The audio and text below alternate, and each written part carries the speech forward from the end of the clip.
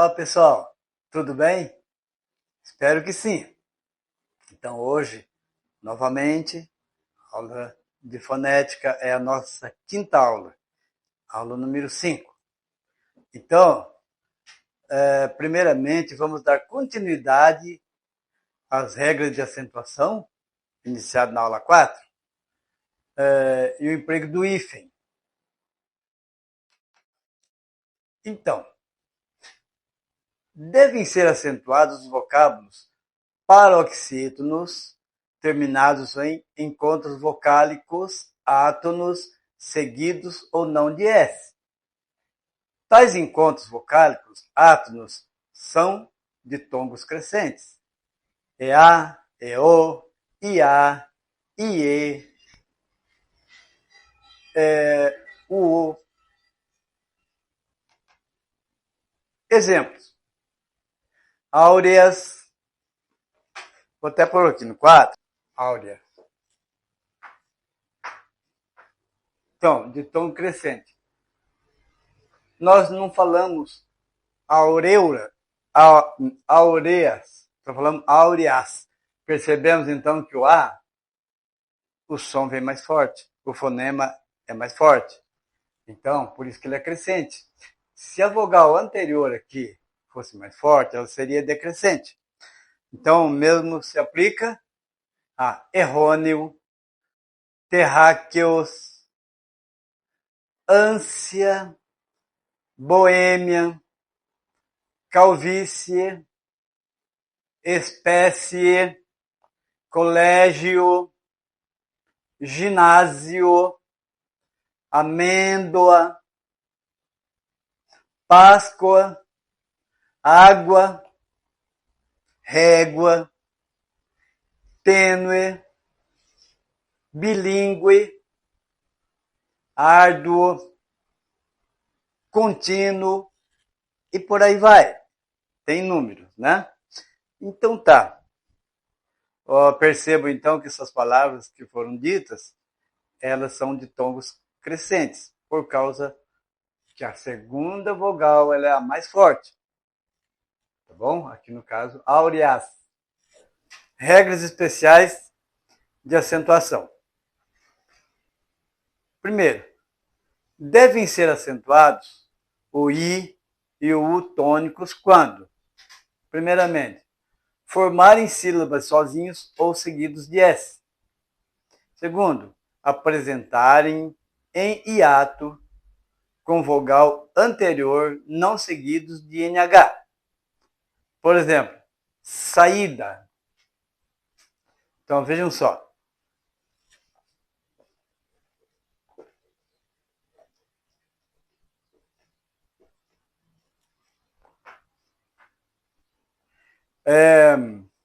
Vocês vão separando em sílaba, vai ficar assim.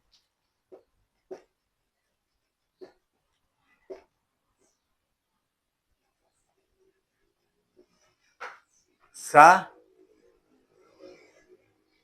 e da. Né?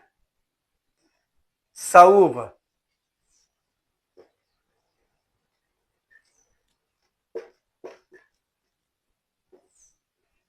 Sa, u, va. Então tá.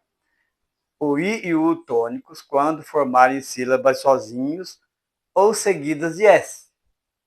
Então, foi dado vários exemplos. Saída, saúva, ateísmo, balaústre, baú, Havaí, o I, no caso também, né? O I vai ficar separadinho, né? Juiz, juízes. Então, são assim que deve ser separado, né? E daí, no caso, quando o I e o U forem tônicos, eles levam acento e formarem sílabas sozinhos. Então, vamos lá. Observação. Não se acentuam o I e o U tônicos da base dos ditongos. Por exemplo, né, o I ou U da base dos ditongos e também o I, U ou o I quando antes deles vem uma vogal. Por exemplo, atraiu.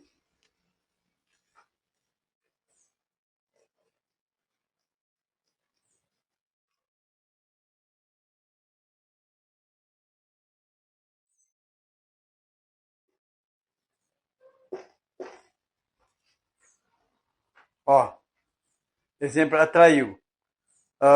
Não deve ser acentuado, certo? O, contribuiu também, é o mesmo caso. Então tá. Então sabemos que não se acentua quando é o I tônicos da base dos ditongos. Aqui no caso, né? Quando ele é a base do ditongo. Então não devem ser acentuados também, não deve ser com acento, né? O penúltimo, o fechado do hiato. Por exemplo, o acrescido ou não de S das palavras, que sejam paroxítonas. Por exemplo, abençoo.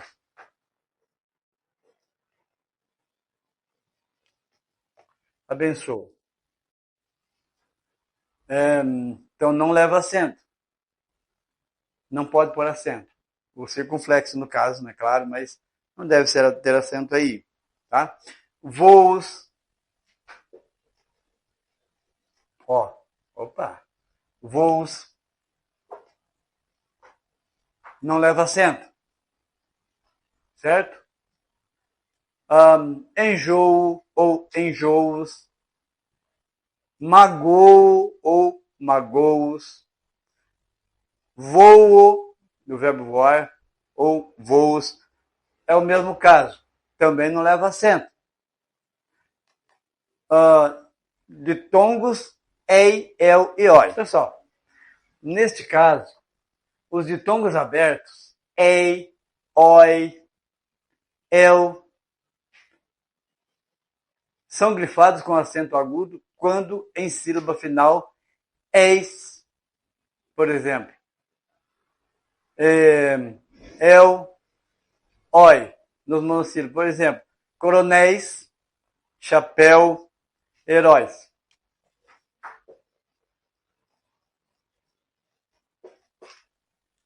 Coronéis, chapéu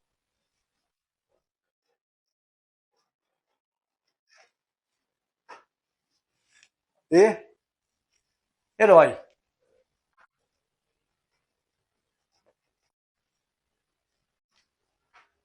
Então, repetindo, ditongos, ei, el, oi. Os ditongos abertos, ei, el, oi, são grafados com acento agudo quando em sílaba final.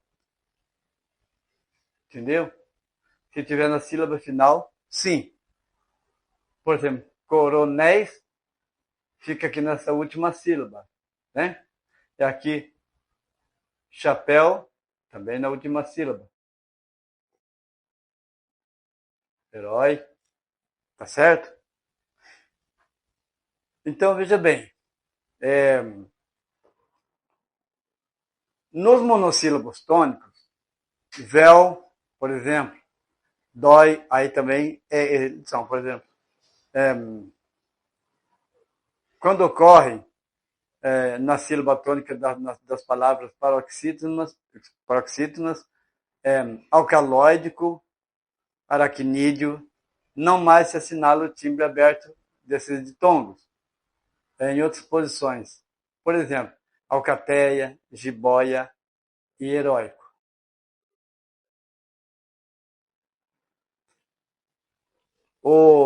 Então vamos repetir aqui. Os ditongos abertos, ei, el, oi, são grafados com acento agudo quando em sílaba final, coronéis, chapéu e herói. Nos monossílabos tônicos, véu, dói. E quando ocorrerem na sílaba tônica das palavras proparoxítonas, alcalóidico, desculpem, aracnídeo, não mais se assinala o timbre aberto desses ditongos em outras posições. Igual, por exemplo, alcateia, jiboia heróico não deve ser ter acento, certo? Então, o caso aqui de véu, opa, esse V ficou meio estranho, mas véu, né? Aqui, dói, são monossílabos. Aí sim, tá certo? Agora, em jiboia, por exemplo, jiboia não leva acento, certo? Alcateia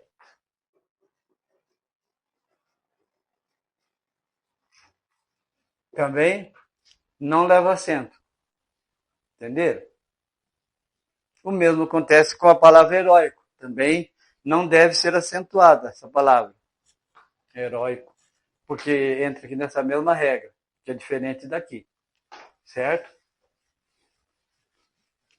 Dos monossílabos, dos oxítonos abertos.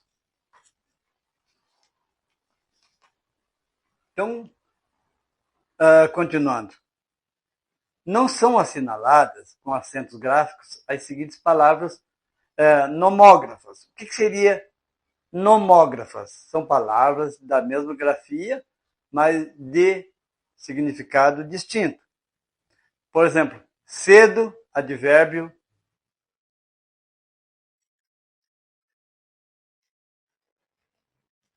Advérbio.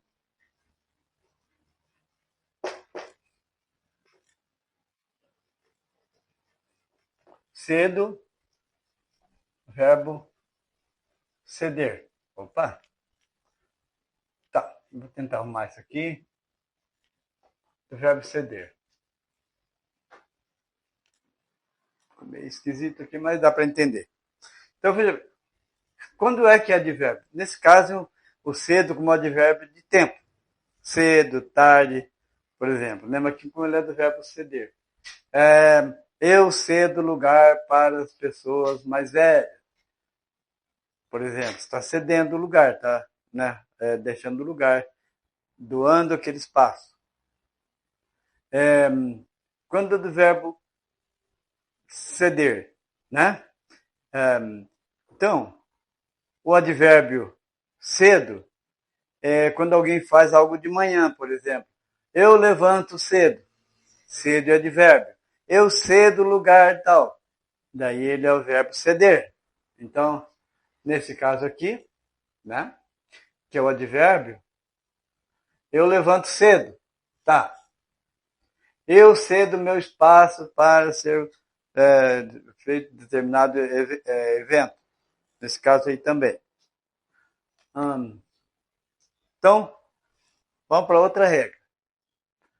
Palavras oxítonas e paroxítonas. Ó, não recebem acento agudo quando as palavras paroxítonas, cujas vogais tônicas I e U são precedidas de tom crescente. Por exemplo, feiura, boiuno, baiuca, etc. Repetindo, não recebem acento agudo quando as palavras paroxítonas, cujas vogais tônicas I e U são precedidas de tom crescente. Ó, vamos lá.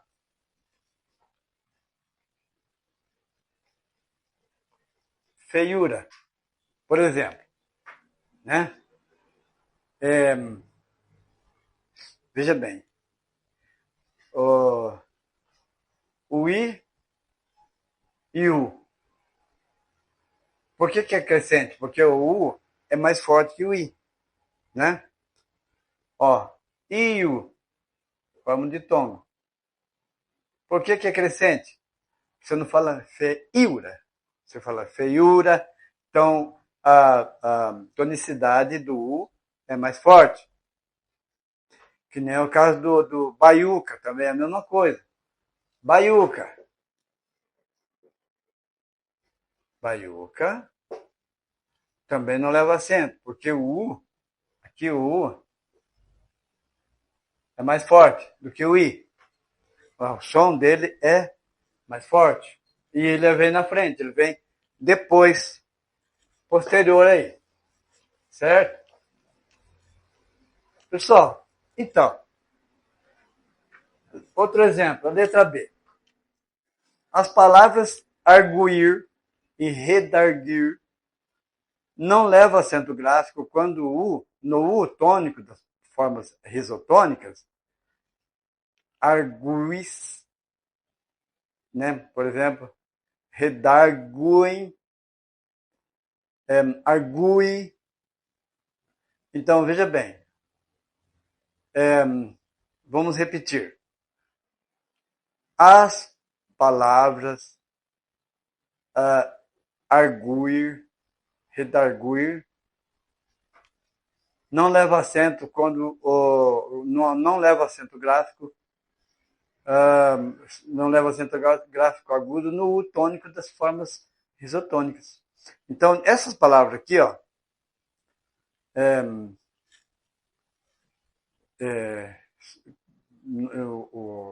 já foi dito, não leva acento, né?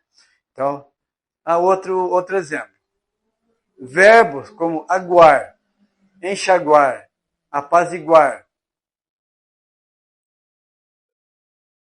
apropinguar, delinquir. Tem dois paradigmas aí nesse caso. O que é o paradigma? Paradigma. Modelo ou padrão que se deve seguir.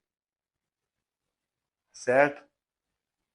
Então, com o tônico em formas risotônicas, né? Aquela em que a vogal tônica se situa no radical, sem o acento gráfico, averiguo, averiguas, averigue, delinquo, primeira e segunda pessoa do presente do indicativo na forma, no caso da forma europeia. Com o A ou o I dos radicais tônicos, e acentuado graficamente, por exemplo, averiguo, delinques, agui, chagui, tá? Então, é isso. Vamos agora, pessoal, para o emprego do hífen. O que é o hífen? O hífen é um sinal ortográfico com formato de um pequeno traço horizontal, assim, né? Que serve, na maioria das vezes, para unir palavras compostas. Palavras formadas por prefixos. Separar sílabas ao final da linha, né?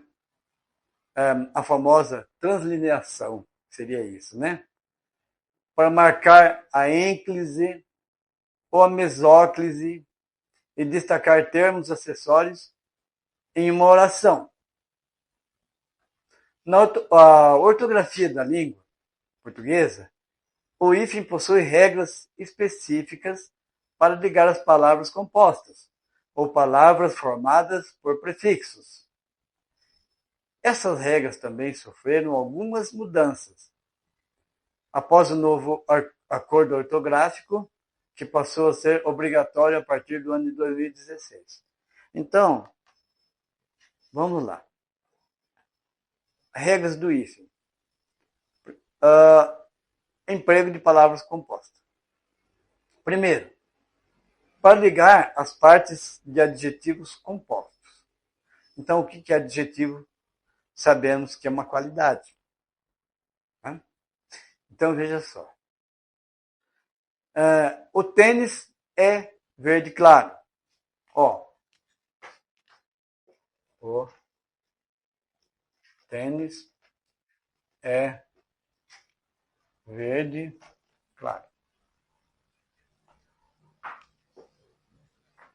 É um adjetivo composto, porque a cor dele está denominada em duas palavras, tá certo? O estádio é luso-brasileiro.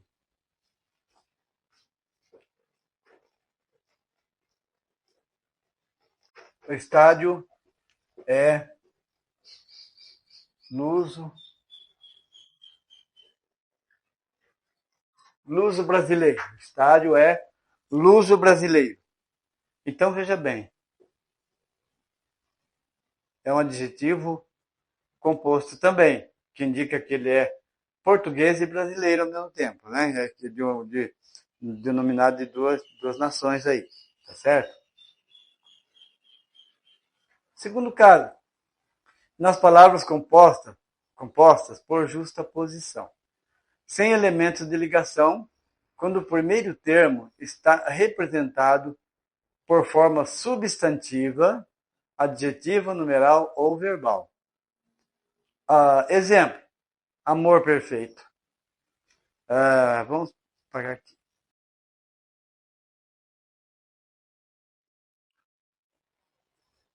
Amor perfeito. É uma palavra composta por um substantivo e um adjetivo, tá certo? Um, decreto, lei.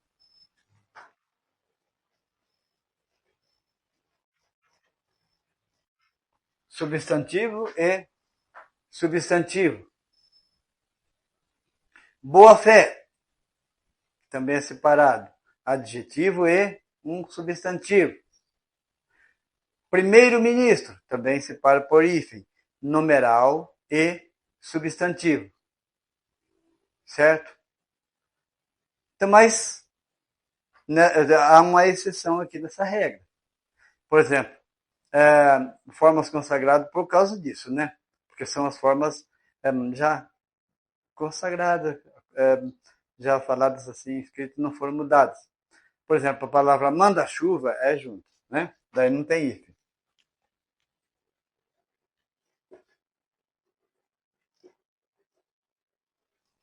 Então, é a palavra manda-chuva,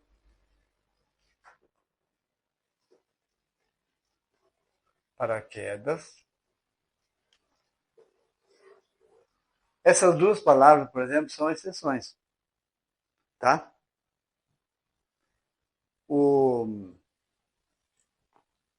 daí ele não tem, não tem, não se utiliza hífen nesses casos aí, tá? É, terceiro caso aqui. Nas palavras compostas, sem elemento de ligação, quando o primeiro elemento está representado pelo advérbio mal, com L, e o segundo elemento começa por vogal H ou L. Vamos lá então. Por exemplo, o mal-humorado.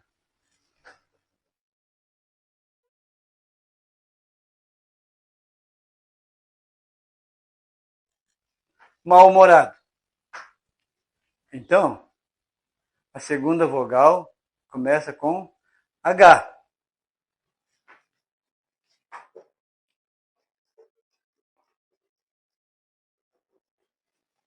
Mal limpo. Olha, o segundo elemento começa com L.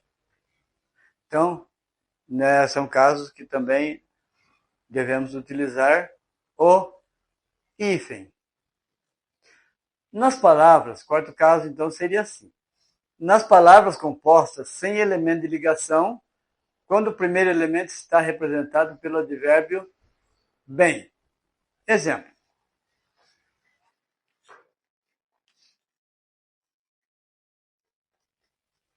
Bem-estar.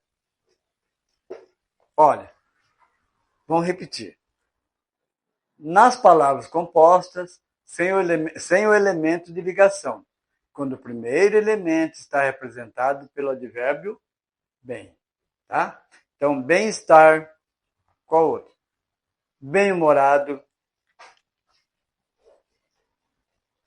bem-humorado, por exemplo, né? Bem-humorado, bem-vindo,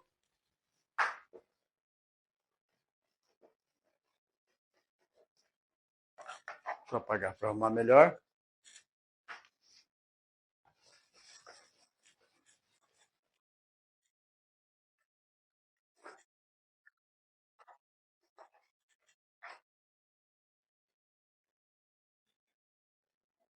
Bem-vindo.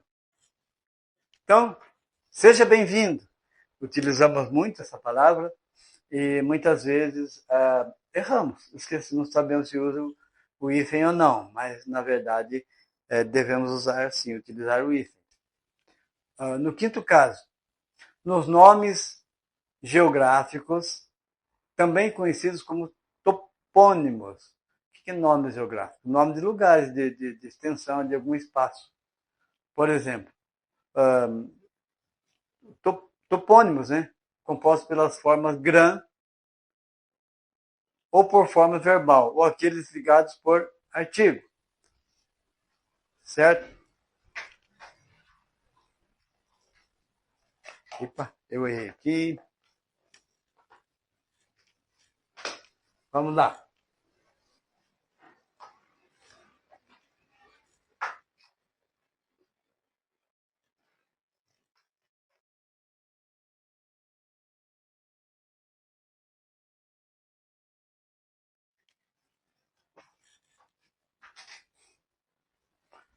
Grã-Bretanha. É um nome geográfico, que, obviamente, né, estão falando da Inglaterra. Né? Passa 4.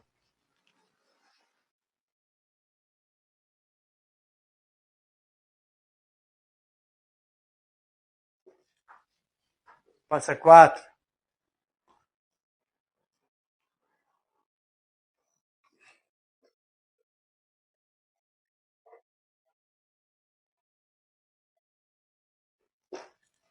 Certo?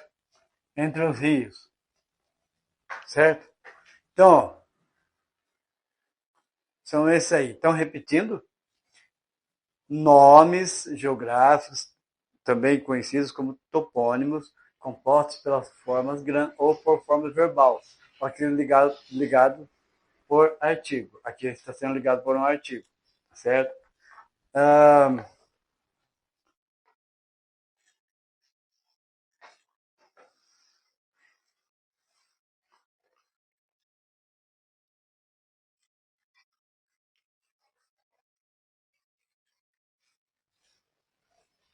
tá.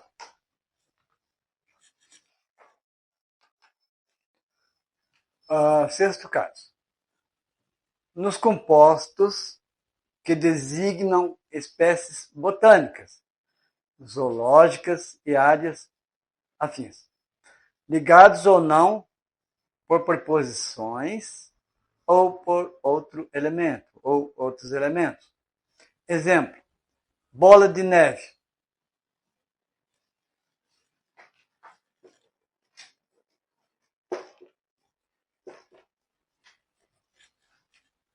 Olha aqui, ó. Preposição ou outro elemento, né? Então aqui nós temos uma preposição, tá certo? Bico de papagaio.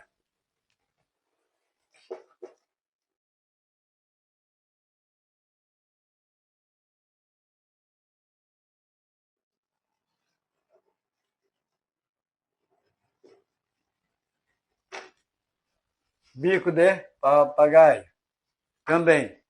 Nós temos. Então, no caso, a bola de neve é gelo, né? Certo? Bico de papagaio. Então, aqui, ó. Gelo. Certo? E o que é um bico de papagaio? É uma espécie de doença, não é isso?